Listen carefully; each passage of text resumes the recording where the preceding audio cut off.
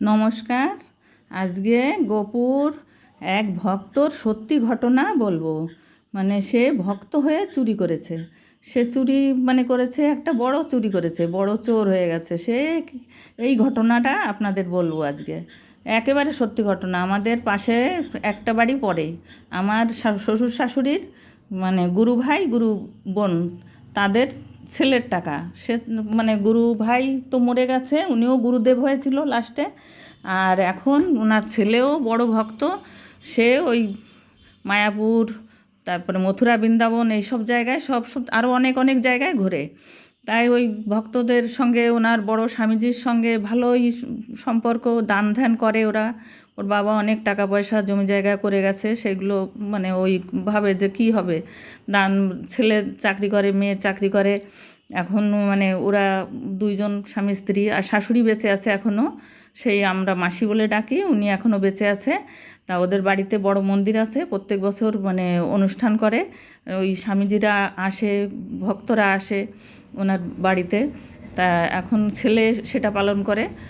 তা ছেলে এখন ওই সে বৃন্দাবনে স্বামীজির সঙ্গে বলছে, স্বামীজি আমি একটা কিছু করতে চাই এখানে।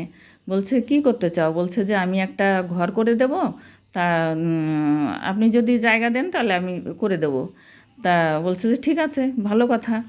তারপরে ওরা পায়খানা বাথরুম ডবল ডবল করে দিয়েছে, মানে ভক্তদের জন্যে। আর একটা ঘর করতে চাইছে, যে বড় করে একটা ঘর করে দেব যাতে সবাই এসে থাকতে পারে। সেই জন্যে বলছে ঠিক আছে, ভালো কথা। তখন ও বলছে যে আমার তো বাড়ি দূরে, তা আমি তো কিছুটা কাজ করেছি, এখন আমি করতে পারবো না, আমি টাকা দিয়ে আমি বাড়ি চলে যাব, তারপরে পরে আবার এসে দেখবো আর ফোনে ফোনে যোগাযোগ করব। তা স্বামীজি বলছে ঠিক আছে। তা একটা ভক্তর কথা নাম বললো যে উনি ওর কাছে দিয়ে যাও। তা বলছে ঠিক আছে। তখন বলল দাদা তাহলে আপনি এটা আমার দায়িত্বটা আপনি পালন করবেন, আপনার কাছে আমি টাকা পয়সা দেবো, আমি আমি বাড়ি যেয়ে টাকা পাঠিয়ে দেবো আর আপনি করবেন। ও বাড়ি এসে 12 লাখ টাকা ফোনপেতে পাঠিয়ে দিল। তা ও সেই টাকা তুলে নিয়ে সেই চম্পট চম্পট সে ঘরটার কিচ্ছু করেনি, ওই সেই পায়খানা বাথরুম এরা করে আসছিল সেইটাই। আর ওই 12 লাখ টাকা নিয়ে এসে চম্পট। তাহলে এ কীরকম ভক্ত, যে টাকার লোভ সামলাতে পারলো না। 12 লাখ টাকায় এতদিন ধরে ধ্যান জ্ঞান, এত তপস্যা, সব কিছু বৃথা হয়ে গেল। সব কিছু জলাঞ্জলি দিয়ে সে টাকার লোভে সে এই চুরি করলো। কি বড় ভুল করলো। মানে ভক্ত, তুই তোকে এখন ভক্ত বলবে না চোর বলবে? আরও অনেক বয়স হয়ে গেছে, তারপরেও এই কাজ করলো। তা ওই আমার দেওর যা হয় আর কি, সেই সম্পর্কে, আমার শ্বশুর শাশুড়ির সম্পর্কে, ওনাদের গুরু ভাই গুরু বোনের ছেলে বৌমা। তা বলছে যে আমার কাছে গল্প করছে যে এরকম করেছে। ঠিক আছে, যাক, আমি ধরলে তো ধরতে পারবো, থানায় কেস করলে আমি ফোন নাম্বার দিলে ওরা ঠিক ধরে নেবে, কিন্তু আমি করব না। ও পাপ করেছে, করুক। আর আমার টাকা দেওয়ার স্বামীজিও ফোন করে বলেছে যে ওর গুরুদেব, যে ঠিক আছে, তোমার কাজ তুমি করেছো, আর ওর কাছেও করেছে। তুমি মনে করো তুমি ঠাকুরের নামে টাকাটা দিয়েছো, এখন ও চুরি করেছে, চোর চোর তো ও চোর নাম কিনলো, আর তুমি পুণ্যি করলে। এই জন্যে তুমি কোনো চিন্তা করো না, চিন্তা করো না, তোমার কোনো কমই হবে না। তা ও বাড়িতে আবার মঠ তৈরি করছে, বড় করে ঘর তৈরি করেছে। আগের তো মন্দির ছিল, সেটা নর্মাল মন্দির আর কি, ওর বাবা করেছিল। এখনও অনেক বড় করে, অনেক লোকজন থাকবে, তারপরে বিগ্রহ থাকবে সেই জায়গা, তারপরে লোকজনের রান্নার জায়গা, সব কিছু গান বাজনা হবে সেই জায়গা। ঘরের ভিতরে 3টে ইয়ে করেছে তালা, নিচের তালা, মাঝখানে দোতলা, 3 তলা পর্যন্ত। তাই বলছে দিদি তোমরা সবাই আসবা, তোমরা আশীর্বাদ করো যেন আমি ভালোভাবে এটা জিনিসটা আমি করতে পারি। এখনও হচ্ছে আর কি, চলছে, পুরো সম্পূর্ণ হয়নি ঘরটা করা, এমনি সব হয়ে গেছে। এখন জানলা দরজা এইসব লাগাচ্ছে, রং চং হবে আর কি, এগুলো বাকি। তা খুব ভালো, বউটা খুব ভালো। আর বাপের বাড়িতেও অনেক সম্পত্তি পেয়েছে, বলছে আমি কি করব এগুলো দিয়ে, আমি এগুলো দিয়ে এই কাজই করব। আর এরও বাবার শ্বশুরেরও অনেক সম্পত্তি পেয়েছে।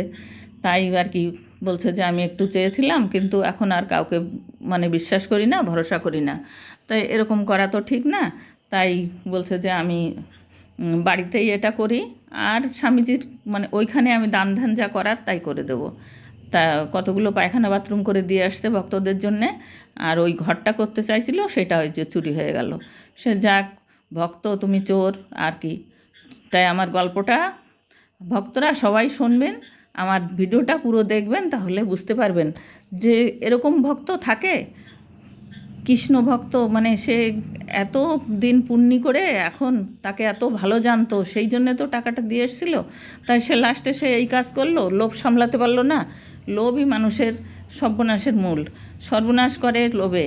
তাই সেই লোভটা সামলাতে পারলো না, ও কী মানে অন্যায় কাজ করলো।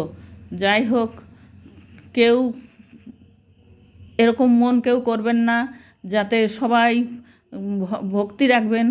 আর যে করেছে সে করেছে। এই যে আমার বুনুর হাতটা দেখুন, আমার বুনু কত ভক্তি করে। আমার বুনু আজকে খুব মানে খুশি হয়েছে গোপালকে পেয়ে। ওর মা বাড়ি নেই, ওর মা বলে যে ও সবসময় গোপালের কাছে গেলে ও পড়াশুনো করবে না, তাই যেতে দেয় না। আর মানে এখন ওর মা আজকে মানে বাপের বাড়ি গেছে, কাছেই বাপের বাড়ি। ওই শরীরটা ভালো না দেখে বাপের বাড়ি আছে, তা ওর বাবা আজকে নিয়ে এসেছিলো, তার জন্যে আর কি। ও গোপালের কাছে এসে কি খুশি, বলছে দিদি আমি খুব খুশি, আমার খুব ভালো লাগছে। তাই মানে এই যে একবার নমস্কার করছে, কত সময় ধরে কোলে নিল, তারপরে আদর করলো, চুমু খেলো, এই সব করছে আর কি। তাই যাই হোক, আপনারা আমার ভিডিওটা দেখবেন আর আর কামনা করবেন যেন ওর মা ভালো থাকে, ও ভালো থাকে, আমার শরীরটাও ভালো থাকে। আমিও কামনা করি আপনাদের জন্যে, আপনারা ভালো থাকবেন। আর সবার জন্য কামনা করবেন, আর ভক্তি রাখবেন মনে, আমারও যেন ভক্তি থাকে সেইটাও কামনা করবেন। আমি ভক্তি করতে চাই, ভক্তি চাই, ভক্তি ছাড়া আমি কিছু চাই না। আর ভক্তি যেন শক্তি দেয় আমার, আমি যেন সেইটা দিয়ে আমার গোপালকে আমি সেবা করতে পারি। হরে কৃষ্ণ, হরে কৃষ্ণ। আবার আমি আর একটা গল্প শোনাবো আপনাদের, সত্যি ঘটনা, এটা একেবারে সত্যি ঘটনা। তা পরে আবার আর একটা সত্যি ঘটনা শোনাবো। আজকে এই পর্যন্ত, অনেক বড় হয়ে যাবে, আপনাদের দেখতে ভালো লাগবে না, বোর হয়ে যাবেন আপনারা। তাই আজকে এই একটা এইটুকু বলেই শেষ করলাম। পরে আবার আর একটা অন্য গল্প শোনাবো, সেটাও অনেক সত্যি ঘটনা আর অনেক করুণ কাহিনী সেটাও। তাই আমি পরে শোনাবো। নমস্কার, শতকোটি নমস্কার, প্রণাম।